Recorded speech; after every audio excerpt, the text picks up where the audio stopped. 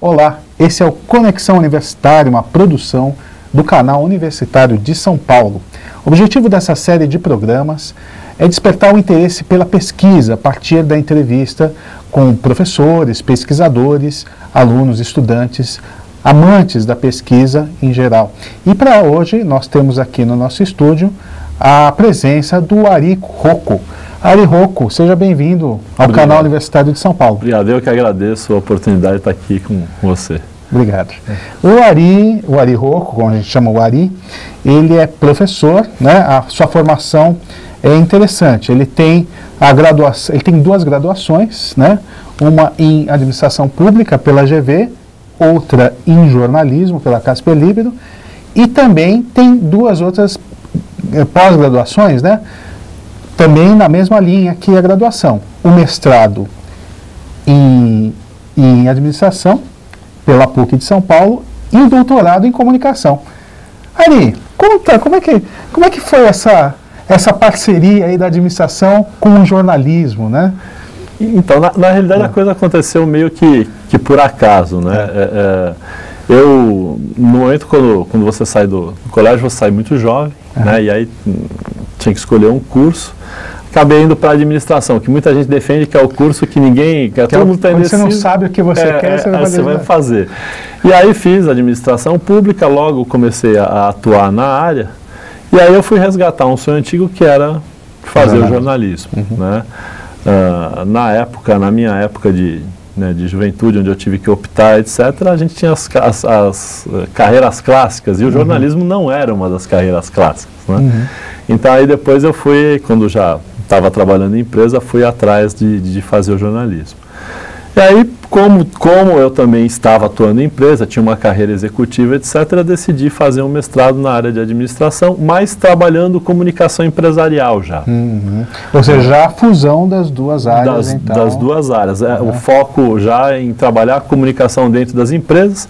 E na época, o meu mestrado eu defendi o mestrado em 2000, naquela época foi uma crítica a tecnologia que já começava a invadir o ambiente organizacional, né? Então eu defendia o falar e o escutar como ferramentas de gestão. Entendi. Né? Interessante. Aí depois a minha vida mudou um pouco, eu acabei indo para a área acadêmica, saindo do ambiente corporativo, e aí como eu fui trabalhar na academia com os cursos de comunicação social, aí eu falei, não, agora eu estou aqui, exigem que eu faça um doutorado, então eu vou fazer um doutorado me divertindo no primeiro momento, vou trabalhar a comunicação e esporte. Né?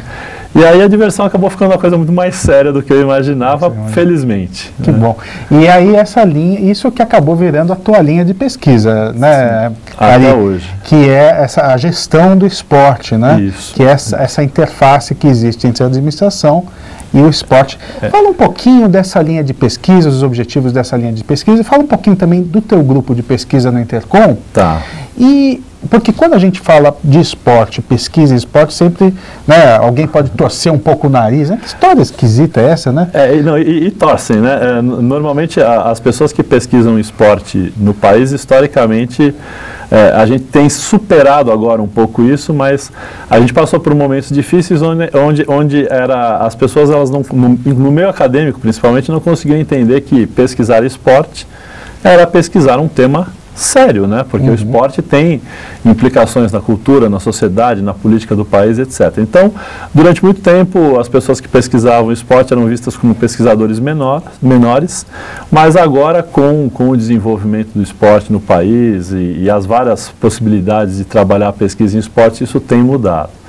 No meu caso em específico, né, eu enveredei por pesquisar não só a gestão do esporte, mas também a comunicação do esporte. Então, gestão, comunicação e esporte, né?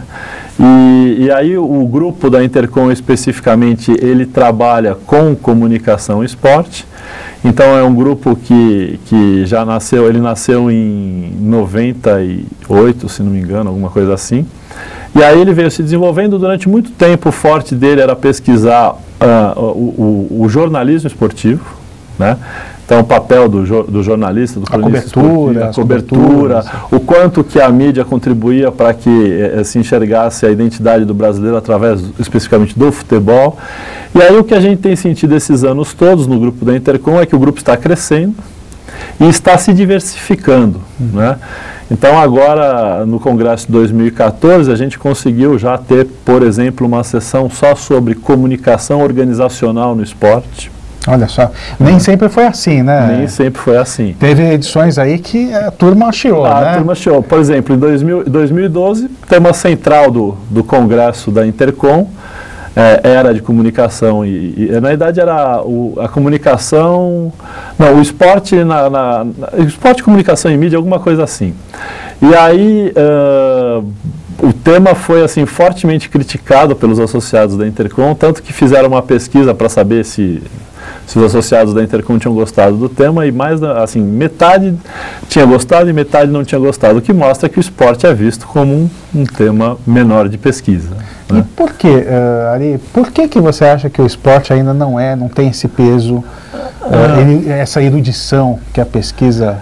Eu acho que agora a gente está chegando num bom momento. Eu acho que a área de pesquisa, seja comunicação esporte, gestão esporte, ela está começando a amadurecer. Uhum. Mas, historicamente, eu acho que a gente paga um preço, né, pelo fato de que, por diversas vezes, principalmente durante a ditadura militar, o esporte ter sido utilizado como propaganda, instrumento de propaganda ideológica do governo, né? Então, a conquista da seleção de 70 foi explorada politicamente pelos militares, as conquistas do Emerson Fittipaldi de 72, 74, a equipe Copersucar recebeu, né, ajuda do governo para se estruturar.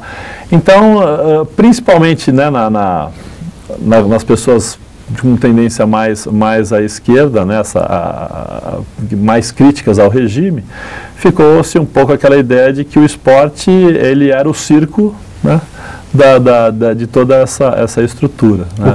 O que a pesquisa mostra justamente isso que você está falando, né? Na realidade, ela mostra, a pesquisa de uma forma geral mostra que o esporte ele pode ser positivamente utilizado na construção da cultura, na construção da identidade, né? Então a ideia é mostrar o quanto que...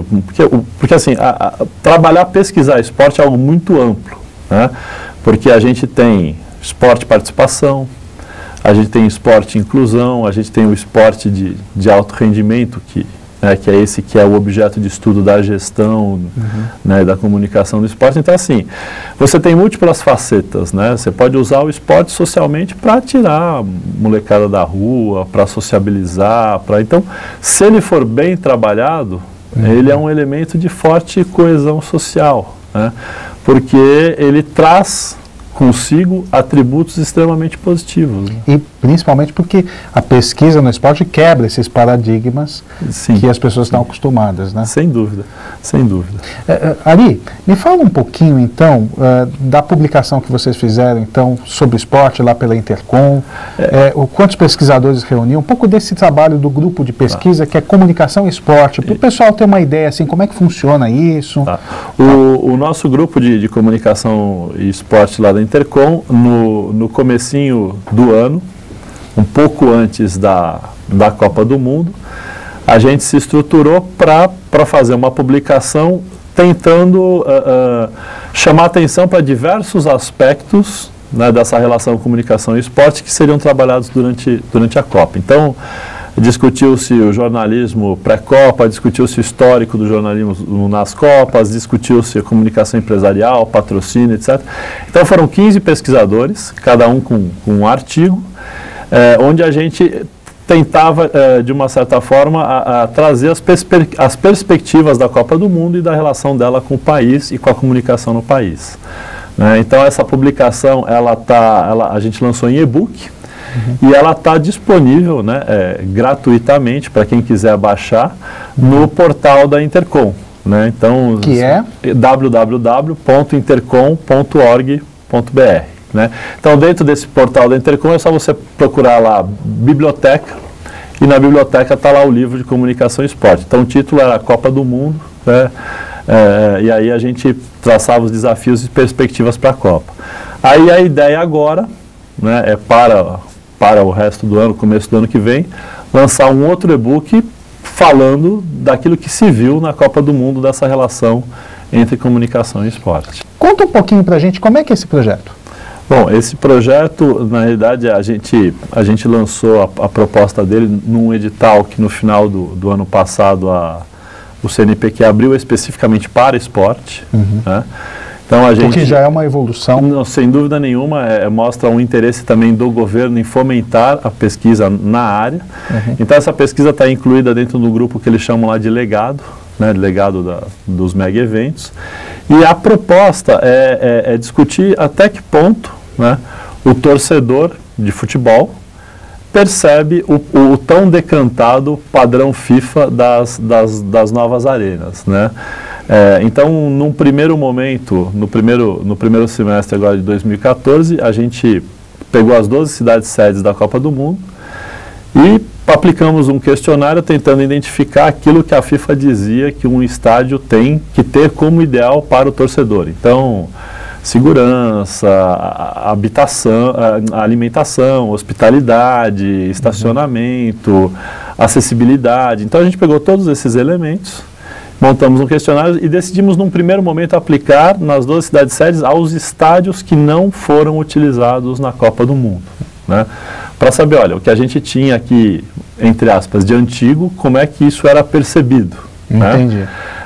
Aí depois, num segundo momento, a gente pegou os jogos da Copa do Mundo, os 12 estádios utilizados para a Copa e aplicamos o mesmo questionário após uma partida qualquer de Copa. Então, após a partida da Copa, o torcedor ia contar para a gente como é que foi a sua experiência, como é que ele avaliou aquela instalação.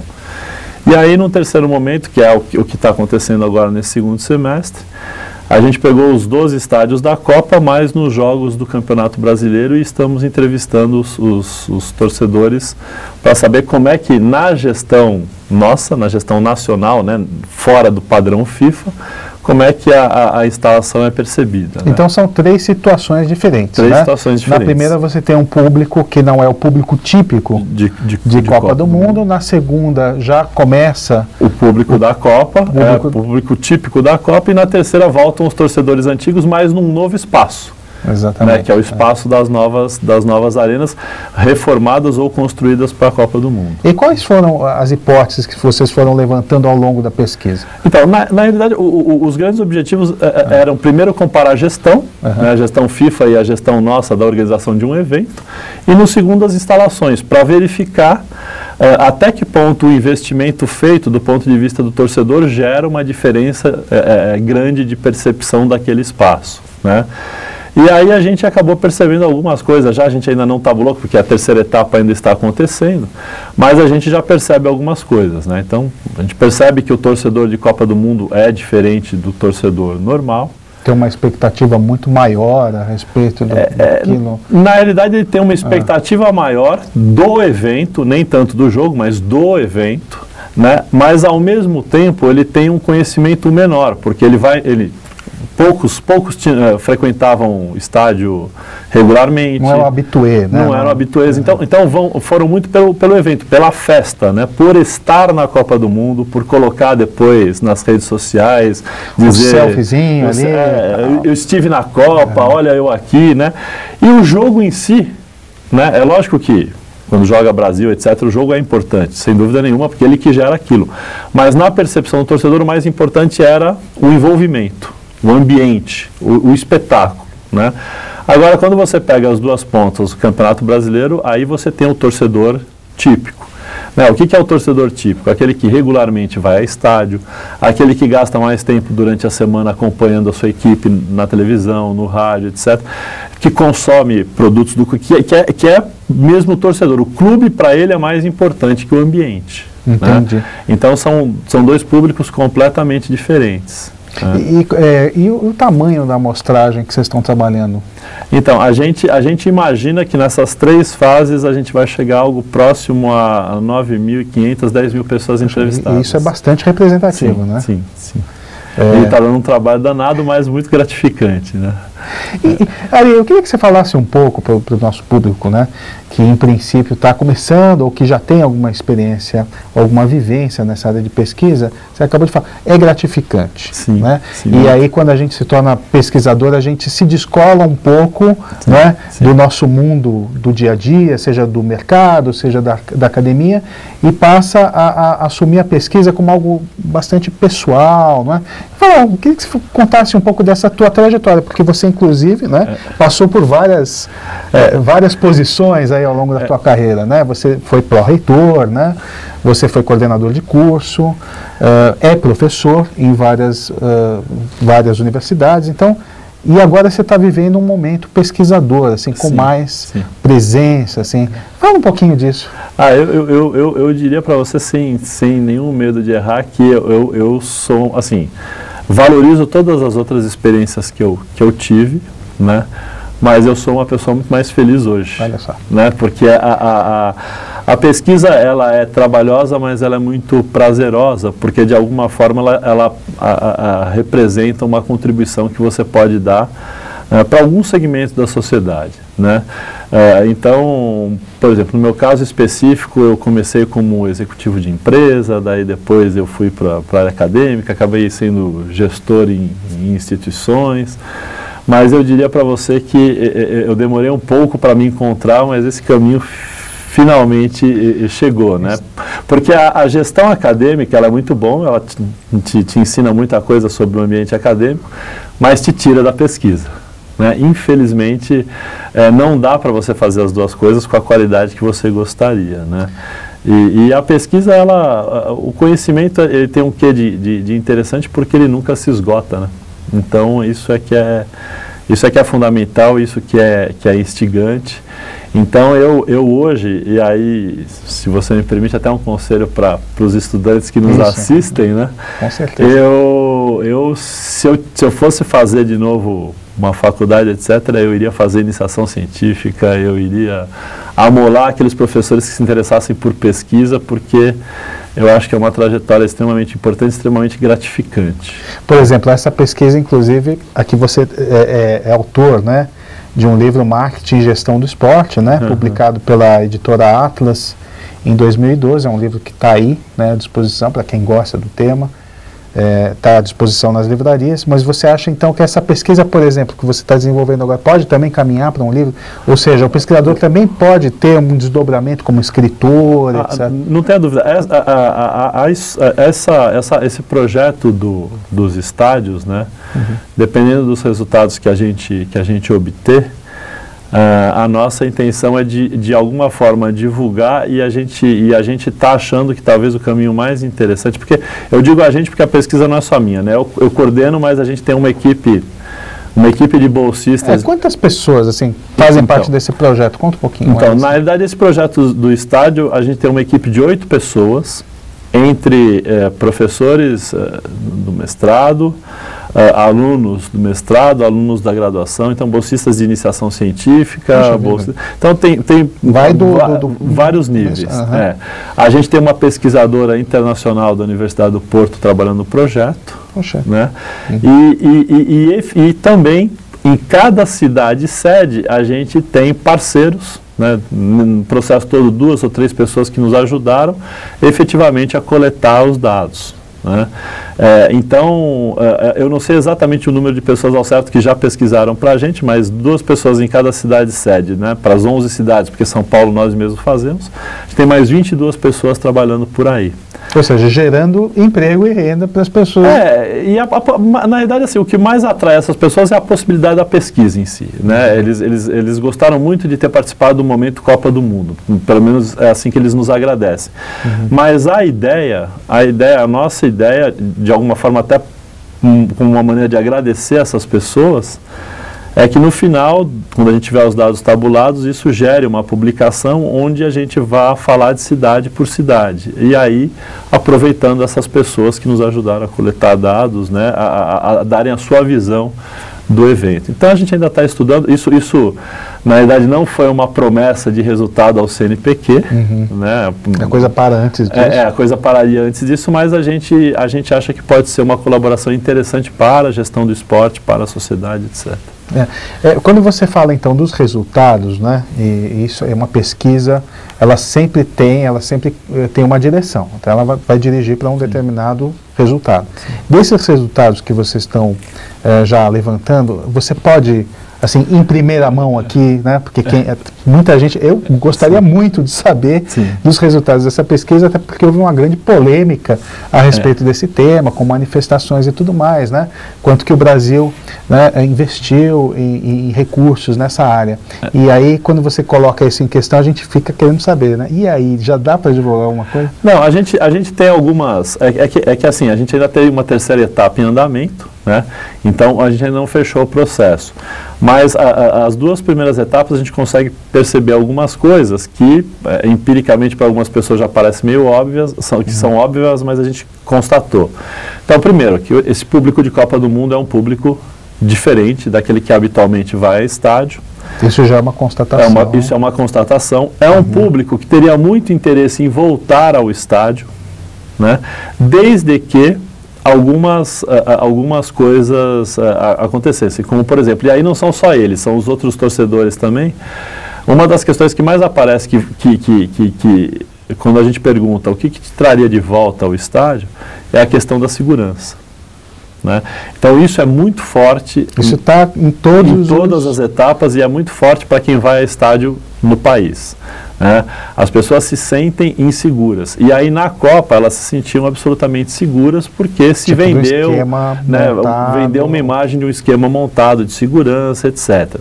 Então a questão da segurança é fundamental para que o produto futebol se desenvolva. E outra coisa que é extremamente interessante é que, e a Copa mostra muito isso, é que se você melhorar as condições do espetáculo, muita gente que não costuma ir ao futebol passaria a frequentar. E o melhorar o espetáculo não é muita coisa, é investir um pouquinho em segurança, né? Por exemplo, nos jogos da Copa havia o esquema especial pelo menos aqui em São Paulo, de metrô, então tudo isso ajuda o torcedor a se animar para ir a uma partida de futebol. O próprio ritual da FIFA, né, a entrada das equipes em campo juntos e toca uma música, ou seja, a promoção do evento. Né? E aí fica a pergunta, por que a gente não pode promover, por exemplo, um jogo de campeonato brasileiro, colocar uma música adequada, as equipes entrarem juntas, você melhorar um pouco o espetáculo, porque o que ficou muito claro no momento Copa para nós é que as pessoas vão por conta do espetáculo, né? E uma outra coisa que também ficou muito claro, e principalmente no momento da Copa do Mundo, é que ir a um jogo de Copa é um programa. Então, nesse programa, a propensão a consumir das pessoas é maior, porque ele quer desfrutar mais daquela instalação que oferece para ele alimentação adequada, que oferece para ele lojas para que ele compre alguma coisa. Então o ambiente da Copa gerou uma série de negócios que cativou aquele público da Copa, né? Que é um público diferente do resto. Então, já agora o que a gente vê um retorno, né, a um momento anterior da Copa, onde as pessoas vão pelo jogo, pela rivalidade e não querem saber de ambiente, não querem saber querem assistir o jogo e ir embora rapidamente. Todo mundo que está assistindo, né, com certeza tem alguma inquietação em relação à derrota do Brasil, né, na Copa do Mundo e pela Alemanha, né? E nós sabemos que a Alemanha não apenas deu uma goleada no Brasil, mas também na área de comunicação também, não é?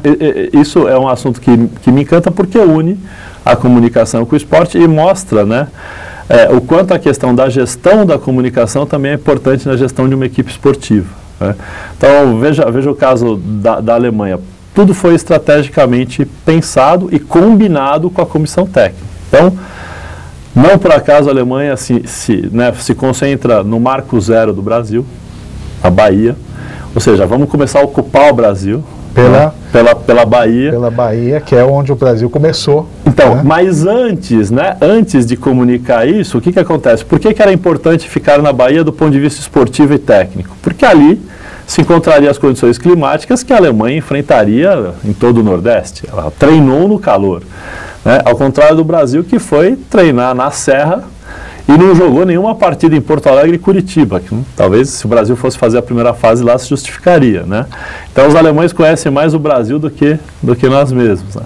Aí depois, quer dizer, a comunicação da Alemanha, né, sabia, porque hoje isso é importante para o esporte de alto rendimento, para o entretenimento, sabia que era importante confraternizar com os índios, né, com a comunidade local, ter uma série de ações que mostrassem uma Alemanha mais simpática. Então, obviamente, chegaram com a comissão técnica e falaram, a gente precisa fazer essas ações. Qual é o melhor momento para isso? E aí a comissão técnica indicou, tanto que a Alemanha não parou nenhum treino para, né, se relacionar com os índios, com a comunidade local. Ela fez isso nos horários em que os jogadores estavam livres, né, o treino foi fechado. Aqui no Brasil, o que a gente via, né? A seleção brasileira parando o treinamento para que o Luciano Huck pudesse fazer um quadro do seu programa. Não que ele não deva fazer isso. O esporte de alto rendimento hoje demanda esse tipo de ação. Mas era necessário que isso fosse programado e combinado com a comissão técnica. De preferência fora do horário do treino. Porque o esporte de alto rendimento você ganha com um treinamento, né? Então esse espaço deveria ser o prioritário. E o resto construído ao redor, né? Uma outra coisa que eu achei extremamente interessante de se ver, que todo mundo sabe que a Alemanha teve um jogador que interagiu muito nas redes sociais, que foi o Podolski, né?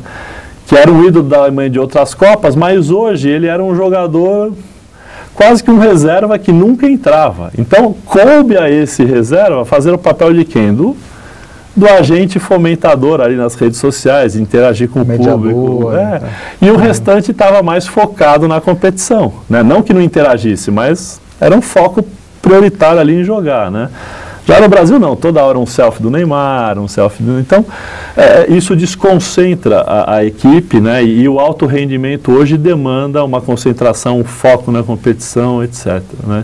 Então, aí eu vejo claros exemplos de como a comunicação interferiu nos dois. Tanto que a Alemanha ganha do Brasil de 7-1 e sai adorada pelo povo brasileiro, né? Ou seja, além do futebol, né, tomamos um baile também na comunicação. Sem dúvida nenhuma. Temos que aprender com a Alemanha como fazer. E aí a pesquisa para mostrar isso. Muito bem, Ari, muito obrigado então pela tua presença aqui no canal universitário. Eu que agradeço a oportunidade, o espaço, para mim um privilégio. Foi uma aula aqui hoje o nosso papo. E para você que gostou do programa, manda um e-mail para a gente, cnu@cnu.org.br, e nós teremos enorme prazer em responder para você. E caso haja alguma pergunta mais específica para o Ari, a gente encaminha para ele e ele responde para a gente, né, Ari? Com todo prazer. Então tá bom. Muito obrigado pela audiência e até um próximo Conexão Universitária.